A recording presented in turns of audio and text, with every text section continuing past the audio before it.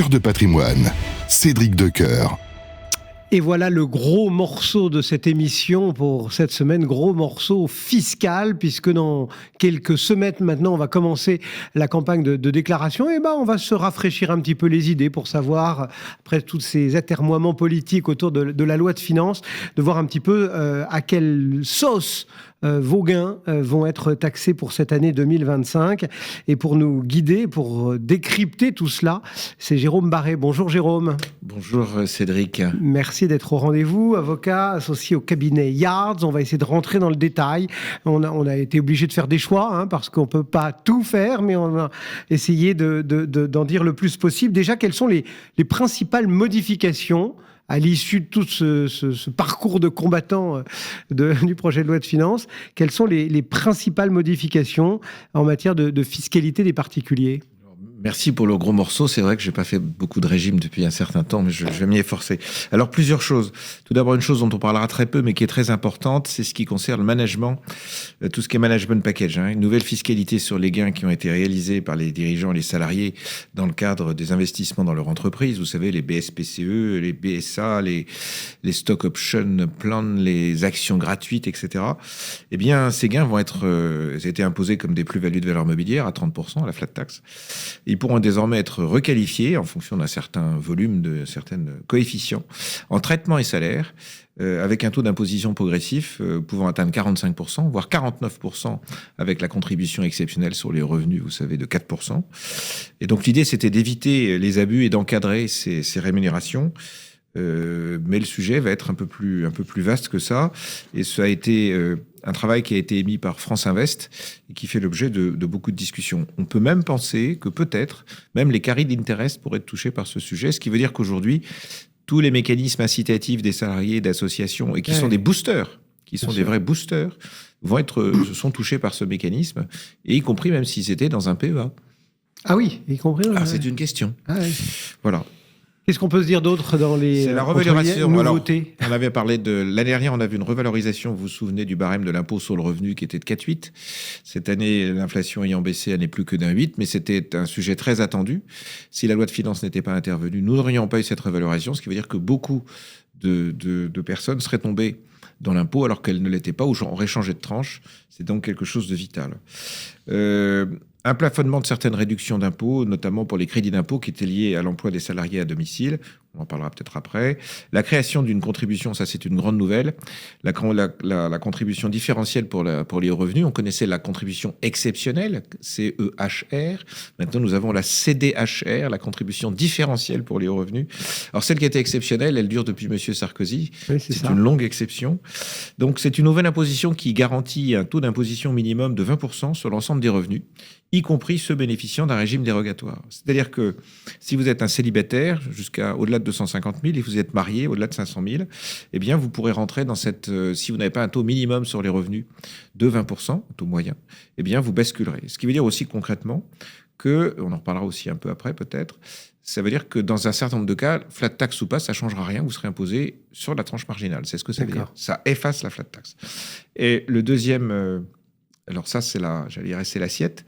La difficulté, c'est aussi le paiement. On vous demande d'avoir assumé 95% du paiement avant la fin de l'année, en décembre 2025, alors que vous ne savez pas très bien à quelle sauce vous allez être mangé, puisqu'il va falloir faire un rapport entre vos revenus salariaux, par exemple, et votre revenu d'épargne. Il faudra payer d'abord, quoi. Et il faudra payer d'abord.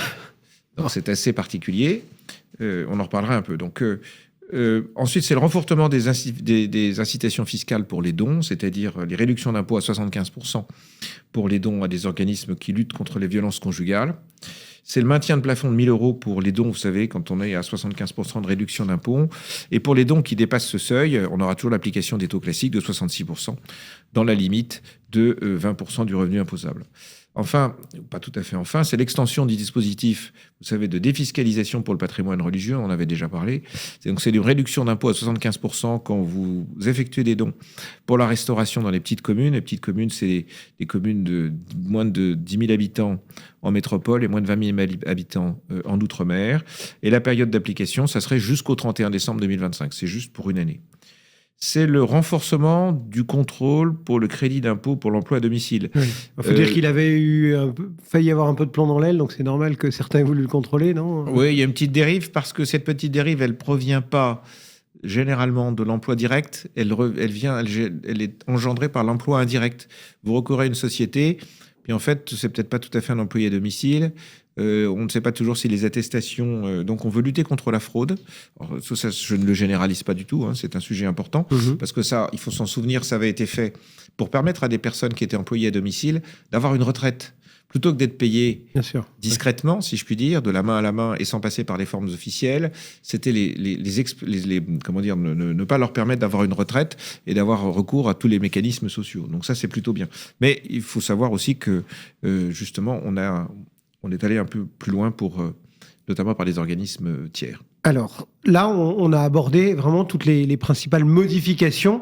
Maintenant, comment est-ce que les gains financiers, je pense les plus-values, les dividendes, enfin tout ça, comment ça va être taxé en 2025 ? Le principe général reste toujours la flat tax, 30%. C'est depuis 2018, et on se souvient que la flat tax est 12,8 de plus-value et 17,2 de CSG, CRDS, de charges sociales, et on peut aussi opter pour le barème progressif. Ce principe existe toujours. À cette flat tax, si vous avez dépassé, on en a parlé tout à l'heure, c'est les mêmes seuils, 250 000 euros pour une personne seule, 500 000 euros, là vous avez une contribution exceptionnelle de 3%. Et si vous êtes au-delà de 500 000 pour un célibataire et 1 million pour un ménage, eh bien vous passez à une CEHR de 4%. Donc vous êtes déjà à 30 plus 4, c'est-à-dire 34%. Donc ce principe-là... Mais pour des revenus conséquents. Pour des revenus importants, mais c'est-à-dire c'est tous les revenus du foyer, hein, c'est pas uniquement vos revenus d'épargne. C'est-à-dire que si vous êtes salarié et que vous avez déjà une bonne rémunération, mais que vous avez par ailleurs des revenus d'épargne, et que ces revenus d'épargne vous font franchir ces seuils, vous tapez tout de suite dans les 3 ou 4%. Ça n'est pas dédié aux revenus de l'épargne. D'accord. Alors, je vous en ai parlé tout à l'heure, c'est la contribution différentielle sur les revenus, la CDHR. Donc, on souhaite une imposition minimale de 20% pour les hauts revenus, et si le taux global d'imposition est inférieur, eh bien, la différence devra être payée. On va donc faire un premier calcul pour voir si oui ou non vous êtes à 20%, et si vous n'y êtes pas, on vous remonte à 20%. Donc là encore, je vous l'ai dit tout à l'heure, les seuils, et toujours cette question de la compte. Et il y a, c'est presque un gros mot, mais il y a une stratégie qu'on peut mener, Alors, la stratégie, c'est de se dire que on ne sait pas combien de temps cette loi va durer. Alors, on est un peu en test, puisque le test, il faut s'en méfier, il faut être à double tranchant. Le gouvernement dit, si je récupère un peu de fonds, j'arrêterai cet impôt. Donc, on est en train de se dire qu'il vaudrait peut-être mieux payer. Mais d'un autre côté, comme on ne sait pas quelle sauce on sera mangé demain, quelles que soient les circonstances, eh bien, l'idée pourrait être de dire que je vais dériver mon revenu de cette année, soit mes gains en capitaux, soit donc choisir peut-être un peu plus parmi mon portefeuille ce qui est susceptible d'engendrer de la moins-value, immédiatement, de façon à diminuer mon revenu taxable le cas échéant. Également, je vais privilégier plutôt l'épargne sur mes PEA ou sur mes contrats d'assurance vie, puisqu'à ce moment-là, je suis à l'intérieur du système. Ou bien, je vais dire que cette année, et on le voit l'année dernière, en 4e vitesse, si je puis dire, beaucoup d'entreprises ont décidé de distribuer un dividende. Ce qu'elles ont distribué cette année, en volume qui était important, elles ne le distribueront peut-être pas cette année. Bien sûr. Enfin, l'année dernière, pardon, ce qu'elles ont distribué l'année dernière, elles ne le distribueront pas cette année. Donc ça, c'est un sujet. C'est quand même une petite stratégie, mais c'est une stratégie du ralentissement. Vous nous avez rappelé que le principe, entre guillemets, général, ça restait ce prélèvement forfaitaire unique, cette fameuse flat tax. Est-ce qu'il y a malgré tout des changements dans dans ce PFU?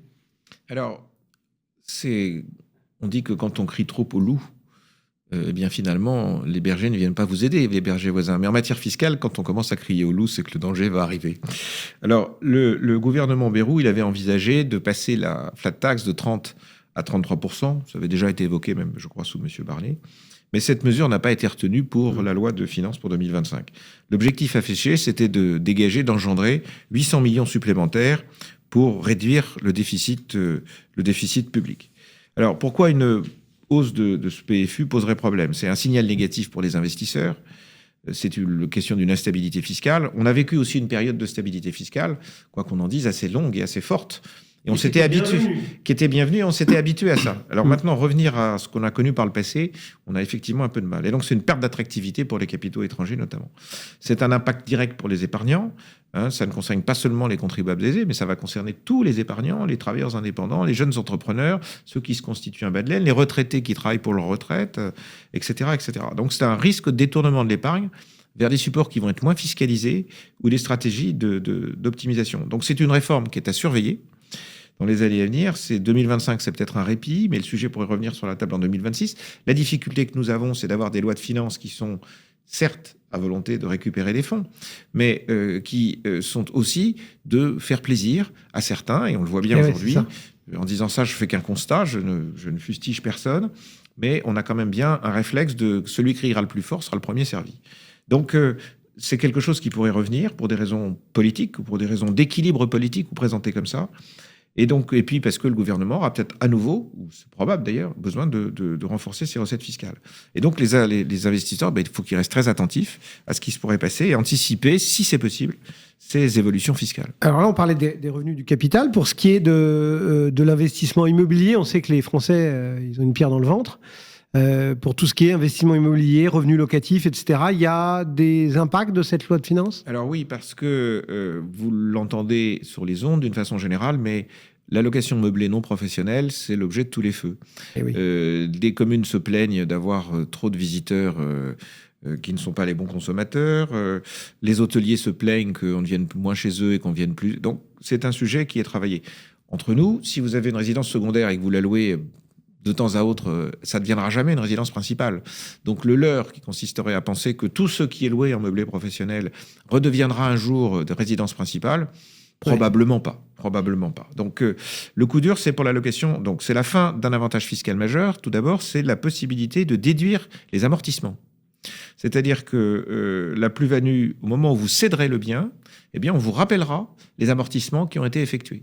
Et donc, à quelques jours près, ceux qui ont pu vendre en tout début d'année versus ceux qui vont vendre maintenant, vont se retrouver dans une situation où ils vont réintégrer dans le calcul de la plus-value, et par définition, ce sont des résidences secondaires. Ça peut arriver qu'on ait des amortissements pour la résidence principale, mais enfin, on le fait pas d'ailleurs, je dis ça, c'est une idiotie. C'est les résidences secondaires que l'on loue, et c'est là où on a de l'amortissement, ou c'est quelque chose que l'on loue, la maison de vacances en particulier. Donc ça ne va plus marcher, et c'est quelque chose qui va... Alors, ça ne concerne pas les résidences étudiantes, les résidences seniors, mais c'est compliqué. L'objectif du gouvernement, je l'expliquais, c'est de rééquilibrer finalement une espèce de fiscalité locative. C'est lutter contre l'optimisation fiscale massive des LMNP en zone tendue, et c'est favoriser le marché de la location nue, UG plus stable et plus accessible. Mais là encore, est-ce que c'est pas un leurre, hein ? Les conséquences pour les investisseurs, c'est la réduction de l'intérêt pour le LMD. Il y a des histoires de frais de notaire, non ? Oui, alors dans un premier temps, on vous dit que... On dit frais de notaire. On dit frais de notaire. On va encore se faire tirer les cheveux par les notaires. Alors, dans les frais de notaire, vous le savez, il y a une partie pour les notaires, mais il y a une grosse partie pour l'État. Donc, on dit ça en frais de notaire parce que c'est simple, mais de s'en souvenir. Mais alors, ça, là encore, droits de mutation, c'est ça, dans le vrai langage. Les droits de mutation, qui ne sont pas à titre gratuit, à titre onéreux. Dans un premier temps, on vous dit que l'on va étendre les prêts à taux zéro dans toutes les zones. Autrefois, c'est les zones tendues, maintenant, c'est toutes les zones. Mais dans le même temps, on vous dit aussi qu'on va augmenter de 0,5% ces frais de notaire. Or, la principale difficulté des accédants, c'est pas de rembourser l'emprunt, c'est la mise de départ. Et dans la mise de départ, il y a aussi les frais de notaire. Et ça, c'est un vrai sujet. Donc, augmenter de 0,5 dans un marché qui était déjà en marasme et avec des plus-values qui ne s'atteignent qu'au bout de 30 ans, oui, c'est ça, CG, ça va être difficile. Bercy prévoit un gain de 800 millions d'euros. On verra ce que ça donnera. Mais c'est difficile. Donc, on a quand même un marché immobilier qui est sous pression, une hausse des coûts d'acquisition. C'est déjà compliqué avec des taux d'intérêt élevés, même s'ils commencent à baisser. Et on peut avoir à nouveau un risque de frein sur les transactions immobilières. On continue à parcourir les différentes classes d'actifs, et c'est vrai qu'on a pas mal de questions sur les cryptos, les actifs numériques, etc. Concernés toujours par cette loi de finances ? Alors, vous vous souvenez que les cryptos, ce que l'on avait souhaité, c'est qu'elles rentrent dans le champ, qu'elles soient connues, qu'elles soient déclarées, et que tout ça soit... autrefois, quand vous transfériez les cryptos de crypto, mais maintenant on vous dit, voilà, le régime a changé. En tout cas, on sait, on a de la visibilité, et on les a considérés comme des instruments, un peu comme les autres. Sauf que là, on veut savoir d'où ça vient. Donc, on a un renforcement des obligations déclaratives des prestataires de services sur les cryptoactifs. Ça s'appelle PSAN. Et donc, c'est une nouvelle réforme qui impose aux plateformes de crypto d'identifier leurs utilisateurs et de transmettre ces informations à l'administration fiscale. L'idée, c'est de savoir d'où viendrait de la fraude, et notamment de la fraude sur l'origine des fonds. Donc, les informations concernées, c'est l'identité de l'utilisateur, le numéro d'identification fiscale, le détail des transactions effectuées, un peu comme le ferait une banque, finalement, Oui, bien sûr. pour des plateformes qui ne sont pas forcément des banques. Ces données pourraient être communiquées, ou pourront, ou devront être communiquées à l'administration fiscale, ou à celle d'un État partenaire. C'est un peu comme le CRS, vous savez, le Common Reporting Standard, quand on a des comptes à l'étranger. On dit, voilà, il y a un compte de Monsieur Z qui est à l'étranger, on le donne à la juridiction de celui qui appartient, de la résidence à laquelle il appartient. Et la mise en application, ce sera à partir du 1er janvier. Donc ça, c'est assez nouveau. 2026, hein. 2026, pardon, oui. C'est assez nouveau. Mais là encore, donc une responsabilité qui va être accrue pour les utilisateurs, c'est que s'ils ne répondent pas, attention, pas de communication des données dans les délais, avec 2 rappels et un délai de réponse de 60 jours, et on va bloquer la plateforme d'accès aux informations. De la même manière, si on n'est pas capable de dire d'où viennent les fonds qui ont engendré les cryptos, on peut vous réclamer 60%, comme si c'est quelque chose qui vous venait d'un tiers et que c'était une donation.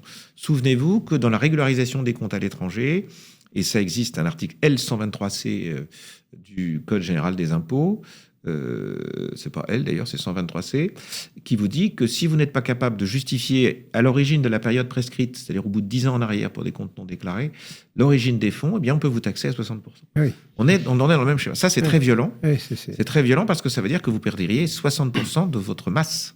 C'est très cher. Donc, il vaut mieux garder les papiers. C'est pas de la plus-value, c'est de la masse. C'est de la masse. Il vaut mieux garder les papiers. Quelles sont les mesures incitatives qui sont programmées? Je pense notamment à l'épargne, à l'investissement.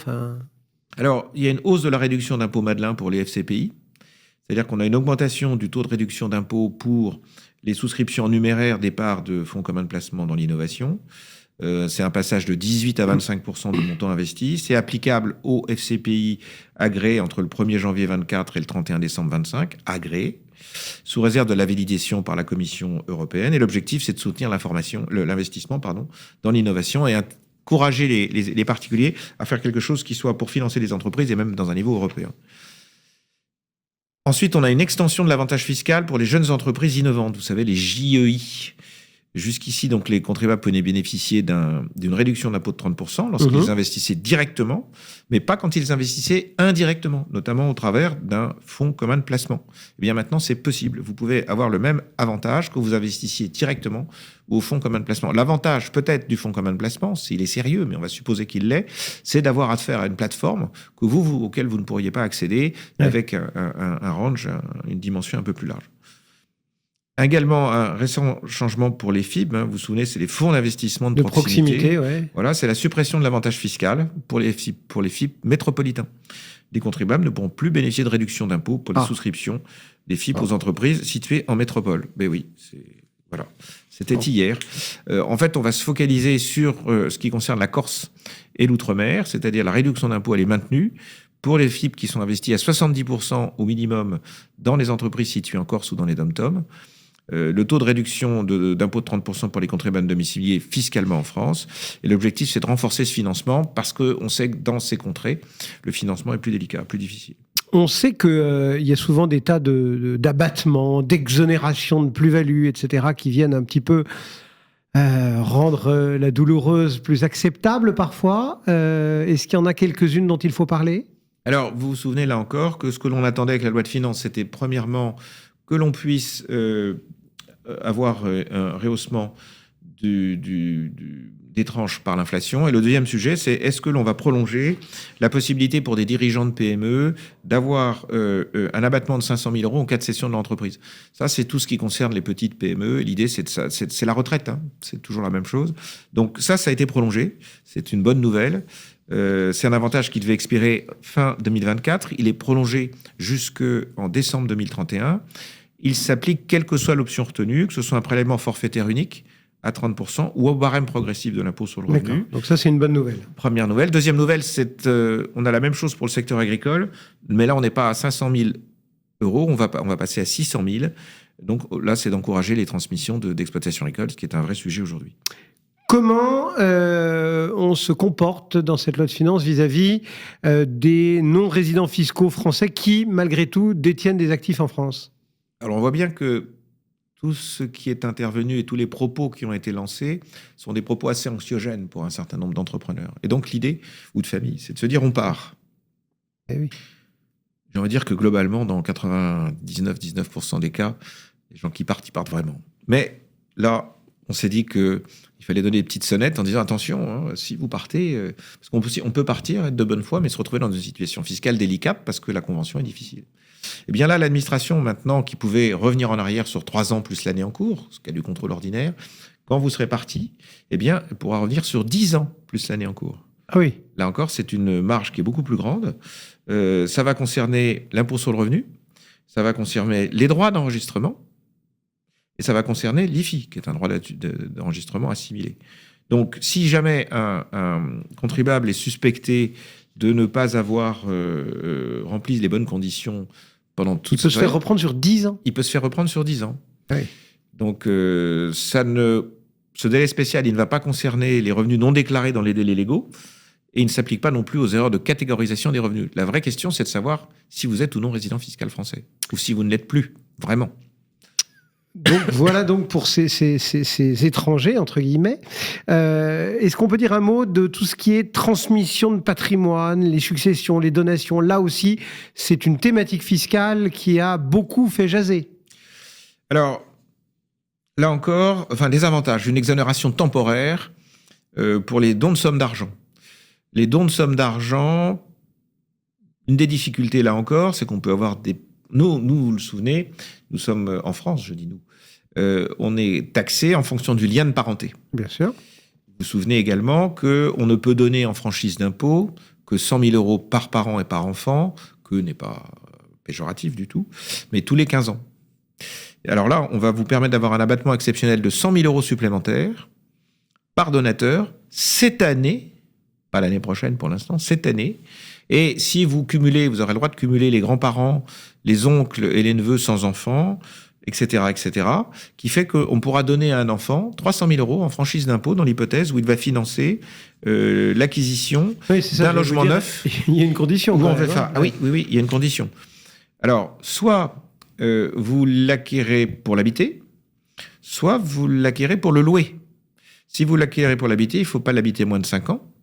Et si vous le louez, il faut qu'il ait conservé sa destination et il faut qu'il soit loué en résidence principale, ce qui là est plus difficile parce que vous pouvez avoir des personnes qui parfois peuvent ne rien vous dire d'ailleurs. Ouais.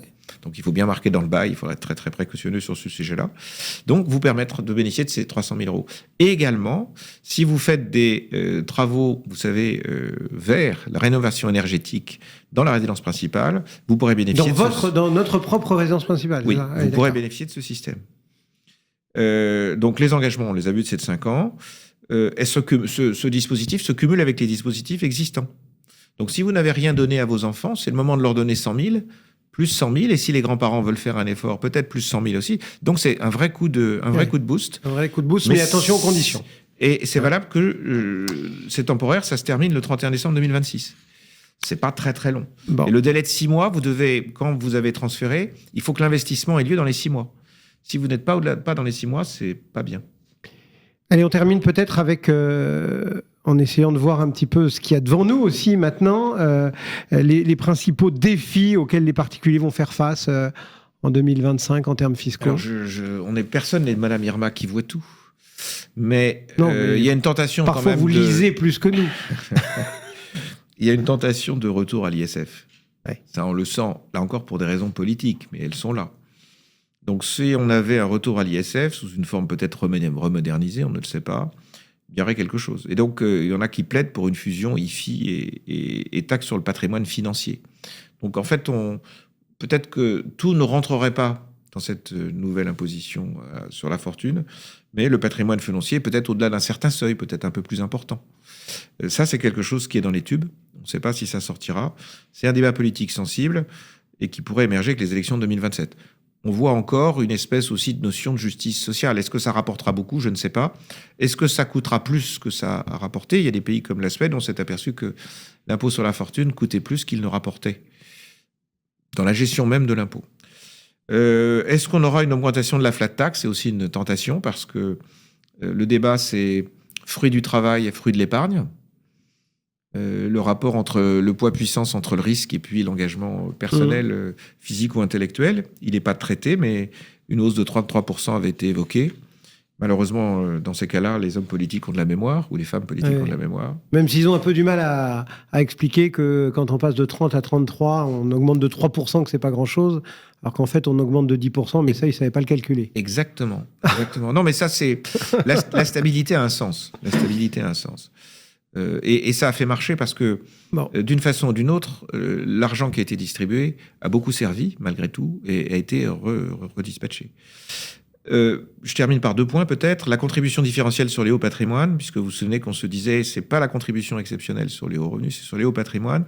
C'est dire voilà, les patrimoines devront être taxés au minimum A, parce qu'il y a des personnes qui vivent par exemple sur des comptes courants et pour lesquels les revenus sont encapsulés dans des mécanismes de holding ou dans des mécanismes de SICAV ou de contrat d'assurance vie. Donc il y a là encore un souci pour certains du moins de rectification. Et puis ce que l'on voit, ce que l'on imagine, mais ça, je crois qu'on en avait parlé il y a quelque temps, c'est qu'avec l'IA, il va y avoir un renforcement du contrôle des particuliers, tous azimuts, et les particuliers descendent assez peu dans la rue pour manifester, donc ce seront des cibles de choix. À eux d'être bien conseillés, hein, évidemment, mais l'intelligence artificielle va probablement... Il y en a qui vont trouver l'IA moins fabuleux, moins fantastique. Des petits coups de crayon, oui. Hein. Merci beaucoup, Jérôme Barré, pour avoir décortiqué tout ça. On a essayé de vous en dire le plus possible, à vous de picorer, bien évidemment, dans le podcast, si vous êtes arrivé en cours d'émission. Merci, Jérôme, d'être passé nous voir pour le cabinet Cédric. Yards. Voilà, c'est la fin de Cœur de patrimoine. On se retrouve la semaine prochaine. Cœur de patrimoine, une émission à réécouter et télécharger sur le site et l'appli Radio Patrimoine et sur toutes les plateformes de streaming.